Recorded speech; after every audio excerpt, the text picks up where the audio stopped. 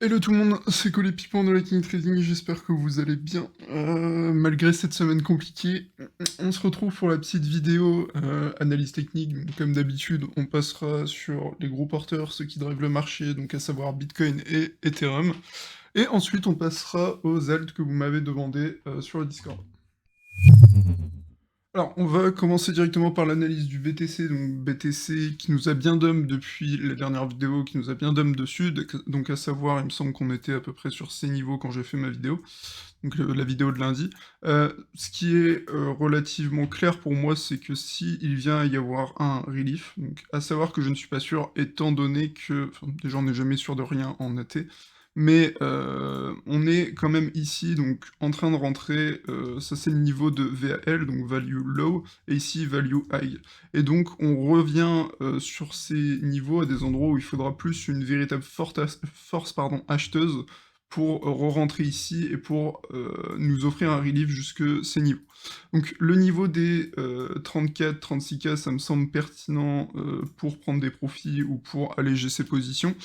Étant donné que, tout simplement, on a ici beaucoup de volume. Donc si je me mets, non, ça doit être le weekly volume profile, donc vous voyez, là, les 36K, ça a quand même été un niveau sur lequel on a toujours eu beaucoup de volume. Donc on en a eu tout ici, on en a eu ici, on en a eu ici. Donc ça en fait un niveau particulièrement pertinent. Et les 34K, donc pourquoi je pense que ça peut être pertinent de commencer à prendre ses profits ici, c'est parce que on a weekly high et weekly open sur ces niveaux.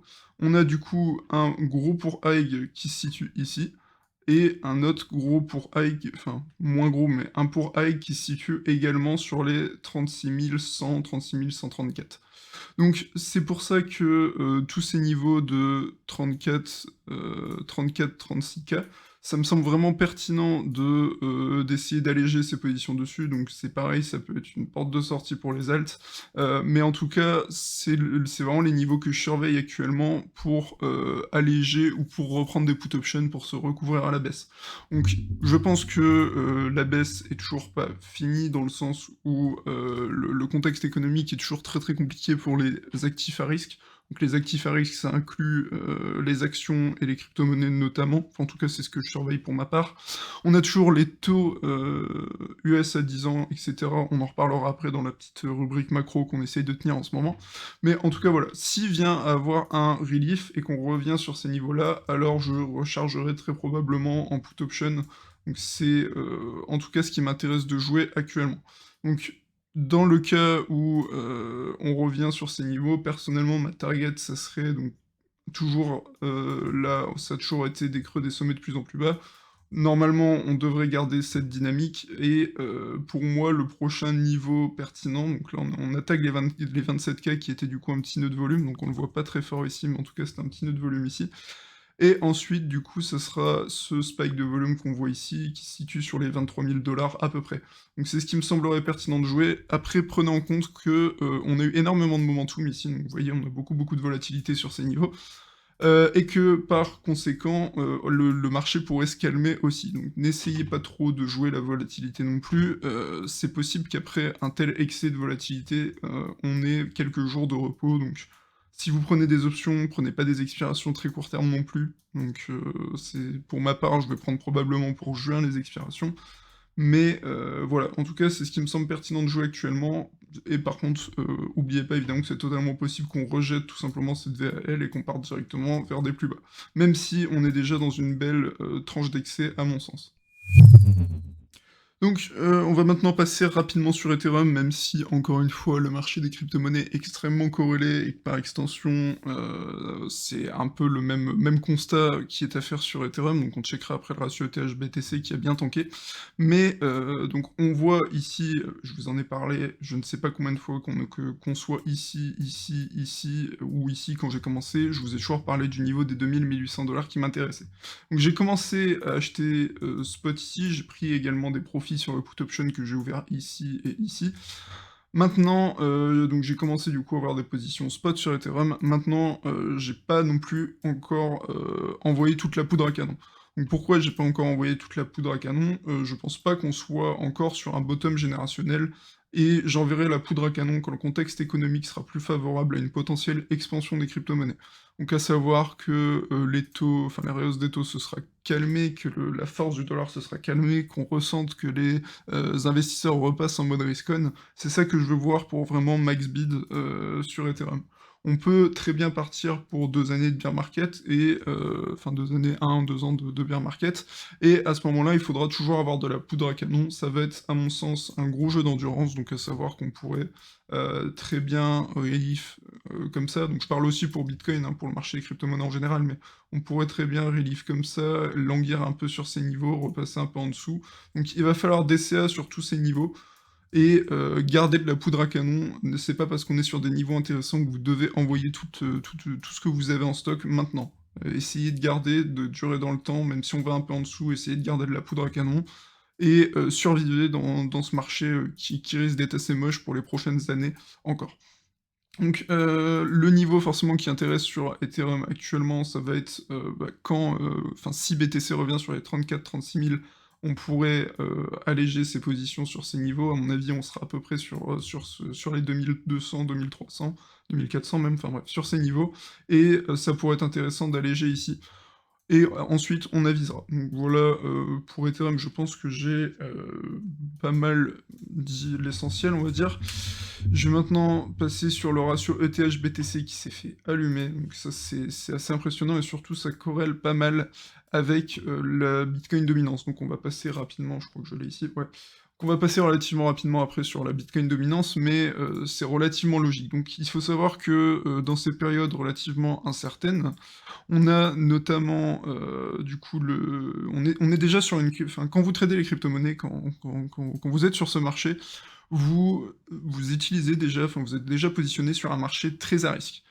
Et comme je vous l'ai déjà dit, dans ce marché à risque, on a du coup, à mon sens, 3 grandes catégories. On a le BTC qui est vraiment lead et qui, dans les temps incertains, devrait récupérer l'argent injecté dans les crypto-monnaies. Donc c'est celui sur lequel on se positionne pour être protégé entre énormes guillemets, parce que évidemment il tank aussi.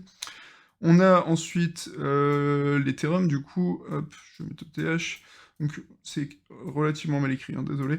Bref, Ethereum, donc ETH qui est notre deuxième gros cadre du milieu, et qui à peu près, je pense, enfin, faut diviser la capitalisation totale de BTC par 3 ou 4, et on arrive à peu près sur Ethereum, je pense, de tête, donc à vérifier.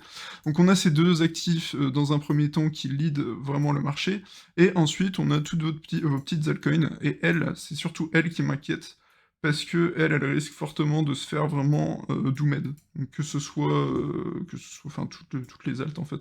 Les alts risquent vraiment de se faire doomed si on rentre dans une période de bear market. Allez sur Internet Time Machine, regardez le classement de CoinMarketCap en 2017 et regardez à quel point l'environnement a changé.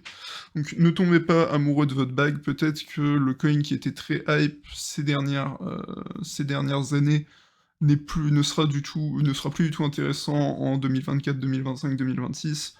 Restez raisonnable sur les alts et, à mon sens, évitez-les dans les prochains mois, dans les prochaines, peut-être années, je sais pas si ça dure autant de temps, mais voilà, faites vraiment gaffe en vous positionnant sur les alts, vous risquez de vous faire, doomed. Donc ça, c'était pour le côté un peu théorique. Hop, je vais enlever mes gribouillis. Maintenant, le ratio ETH-BTC pour le moment tient du coup ce niveau des 0,66, enfin des 66 000 Satoshi. C'est vraiment le niveau qu'on va voir conserver ici, parce que, à mon sens, après, ça peut relativement vite arriver vers le bas de ce range. Donc, c'est vraiment les 66 000 qui nous intéressent et qui sont à surveiller. Bah, vous voyez qu'on les a taggés parfaitement, tout pile. Donc, vraiment, la mèche a atterri dessus. Là, pour l'instant, on n'a pas de gros mouvements. C'est pas non plus intéressant, on va dire, d'échanger ces Ethereum en BTC. C'est pas non plus intéressant de faire des échanges maintenant, mais restez méfiant et surtout restez très à même du niveau des 66 000 Satoshi. Donc on va relativement passer sur le Bitcoin dominance, mais vous voyez qu'on a eu quand même, depuis maintenant quelques semaines, on est revenu en tendance haussière sur ce graphique. Et c'est vachement intéressant de l'observer parce que ça montre bien qu'en temps d'incertitude, les intervenants du marché des crypto-monnaies, eux, ils se réfugient sur le bitcoin. Donc encore plus sur le dollar évidemment, donc si on prend, rapidement le DXY, on peut voir qu'il est strong comme jamais, qu'il a pas été sur ces niveaux depuis très, très longtemps, hein. La dernière fois qu'il était sur ces niveaux, c'était en, 2002. Donc vous voyez un peu à quel point le dollar est fort et je pense que j'ai à peu près fait le tour de ce que je voulais dire à ce niveau-là. Donc pour, faire relativement rapidement un point macro, donc les taux commencent à, se rétracter légèrement, donc c'est pas non plus flagrant, mais je pense que dans les prochaines semaines, on risque d'osciller en fait entre ce niveau des 3,25 et des 2,75, donc qui était un autre niveau intéressant. S Clairement, ça va pas plaire aux, Américains qui, eux, veulent continuer de faire monter les taux afin de, calmer l'inflation.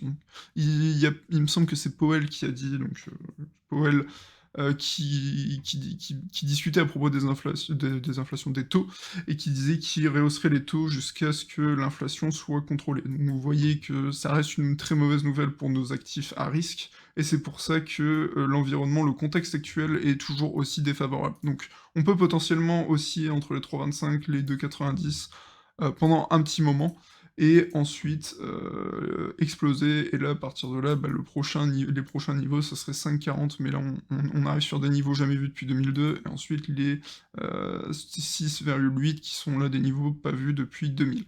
Donc là, on parle évidemment de quelque chose de lointain, ça va se faire dans le temps, hein, ça va pas faire ça comme ça, mais c'est quelque chose vraiment qui est à surveiller dans l'idée, dans l'optique que vous tradez des actifs risqués et qu'une rehausse des taux n'est pas de bonne augure. Donc c'est pas une bonne chose pour notre marché. On va maintenant passer rapidement sur le SP500, donc qui lui, est encore relativement moche, donc ça fait plusieurs jours qu'on est très, très baissier. On a, fait céder le niveau des 4 000 donc qui maintenant, devrait devenir notre niveau de résistance, donc ça c'est plus un, niveau psychologique on va dire, et ensuite ça sera les 3,7, donc c'est, 3 007 pardon, qui sera notre nouveau niveau à surveiller particulièrement. Donc c'est vraiment ce gap qu'il faut jouer, à mon sens, ces 2 niveaux, donc c'est le low de l'année 2021, les 3 700, c'est pour ça que c'est le niveau qui m'intéresse, et ensuite on aura l'ATH avant Covid, et la ligne que vous voyez ici, c'est si on a une crise équivalente à la crise des subprimes. Donc vous voyez que ça nous fait encore une marge. Clairement, si on revient jusque-là, le marché des crypto-monnaies se fait overdoomed. C'est pas pour vous inquiéter, c'est juste un constat. Donc quand on était, vous voyez, crise des subprimes, c'est ici, on a fait moins 58%. Et normalement, du coup, si je prends ici, hop, voilà, donc ça fait 58,4%, ça serait vraiment ça, une crise équivalente au subprime. Et autant vous dire que si on a ce genre de crise, les crypto-monnaies vont vraiment prendre cher, et en particulier les alts qui, elles, vont se faire complètement doomed. Donc on aura le temps d'en reparler d'ici là, mais vous voyez bien qu'on a encore de la marge et que la crise actuellement, donc on a fait un moins 19%, on peut au moins taper du moins 30% sans trop forcer. L'ATH avant Covid me paraît être vraiment un niveau très très pertinent, et ensuite après c'est un peu plus compliqué. Donc on va passer rapidement maintenant sur les quelques altcoins, à savoir que, comme je l'ai dit précédemment, comme je l'ai expliqué précédemment, les altcoins, c'est pas le genre de produit sur lequel on a envie de s'exposer maintenant. Ça peut encore très largement descendre, et enfin bref, je vais pas re-rentrer dans le détail étant donné que je vais radoter. Donc pour moi, le AVAX a tagué un point relativement important, donc celui des 22 $, c'était notre ancien range qu'on a amorcé début d'année 2021, donc ça, ce que vous voyez ici, c'est le dump du coup de l'été dernier. On est venu ensuite squatter tous ces niveaux des 10 $, et maintenant on a du coup réintégré ce range, on a tagué le bas de ce range, et ça me paraît très pertinent, donc si on a un relief de Bitcoin, qu'on revienne sur les 40 $, c'est on va dire le point principal actuellement à surveiller pour Avalanche, et donc on surveillera du coup les aléas de ces deux niveaux, il n'y a pas grand chose de plus à ajouter, donc si je regarde, il me semble qu'il a quand même relativement bien tanké face au BTC. Donc le BTC, bah, vous voyez, je n'avais pas encore ouvert la chart. Je vous avais dit de toute façon qu'il n'y avait pas de volume important entre ces deux niveaux. Donc c'était assez parfait, on avait bien repéré les points pivots, donc à savoir le niveau là des 16 940, c'était notre gros point pivot, vous voyez, on l'a travaillé ici, Ici, on le fait céder, on revient le tester, bam, il y avait un gros gap et je l'avais déjà noté. Je pense que vous pouvez revenir sur les anciennes vidéos pour voir à peu près où est-ce qu'on avait dit ça, mais ça me paraît complètement cohérent actuellement ce qui se passe sur Avax, et on a tagué parfaitement le bas de ce range. Donc évidemment, si on revient du coup aller chercher un petit peu plus haut sur Avax, ça serait du coup ce point ici maintenant qui sera absolument à conserver, et en dessous, hop, ce sera ce point très probablement qui sera à conserver. Donc sachant que là c'était vraiment un niveau de faible volatilité. Si ici ça vient à céder, du coup, si les 8000 viennent à céder, à ce moment-là, hop, à ce moment-là, on viendra surveiller les 4000 qui seront notre prochain gros niveau. Donc, tant que on n'a pas récupéré, on va dire, ce niveau des 17 000 Satoshi, 16 940, ça sera compliqué pour Avax de superformer, et de toute façon, les alts se font doomed en ce moment. Alors, on va passer maintenant au NIR qui m'a également été demandé sur le Discord. Donc, pour moi, en fait, on est assez simplement dans un cas qui peut vous permettre de trader les alts, pardon, c'est-à-dire attendre l'arrivée sur un support ou un niveau notoire, donc vraiment un gros niveau, le rentrer en spot et sortir très rapidement, parce que on va avoir une réaction sur ces niveaux. Donc, pour moi, le NIR actuellement, il a pas mal dans cette configuration-là, donc on pourrait, si on a un gros relief, revenir rechercher ici, mais franchement, faut déjà qu'il y ait une certaine envie acheteuse qui se profile, et personnellement, je ne crois vraiment pas qu'on reviendra du coup sur ce point pivot, donc qui a été travaillé pas mal de fois. Donc ici a été travaillé, ici a été travaillé, ici a été travaillé. Enfin, vous voyez que c'est un point relativement notoire, donc oui, si on y arrive, ça pourrait être intéressant de prendre ses profits si on a acheté sur ce niveau, mais il faudra déjà une force acheteuse, et vous voyez bien que le momentum, pour le moment, il est clairement à la baisse, donc soit ici gros dump et ici gros dump. Donc pour moi, on pourrait s'attendre à nouveau à un gros dump, et si on veut jouer sur ce genre d'actif, donc sur alt, il faut déjà, pour avoir une bonne entrée, surveiller le BTC, parce qu'on est over-corrélé, et en plus de ça, il faut prendre ses profits rapidement. Genre là, typiquement, on a un point pivot potentiellement ici, donc c'est un niveau qu'on a travaillé à la baisse et à la hausse. On peut essayer de prendre ses profits ici, mais n'hésitez pas. Donc moi, ce que je vous conseille de faire dans des périodes un peu tanky, donc on va imaginer qu'on a chopé du coup le rebond de NIR, donc hop, je vais prendre une position, donc on parle évidemment d'une position totalement hypothétique, en ce moment je trade absolument pas les alts, mais une façon de les jouer pour moi, ça serait, donc vous voyez, de là on peut dire que si on perd ce niveau ici, on ira très probablement chercher les plus bas. Et donc là, vous avez, si vous mettez sur un petit ratio, vous pouvez essayer de choper un rebond. Donc, à savoir qu'on sait que c'est très probable qu'il y ait une réaction sur ces niveaux. Donc là, en fait, déjà, il faudrait, à la limite, prendre vos profits, dans le sens où il peut y avoir une très légère réaction, comme on voit ici, et pas aller plus haut. Après, dans l'optique où le BTC aurait un plus fort relief, donc on en a parlé juste avant, un relief autour des 34-36 000, effectivement, ça peut être intéressant de prendre ses profits ici, mais vous voyez qu'on n'a déjà pas un ratio hyper intéressant étant donné qu'on est en 0,84.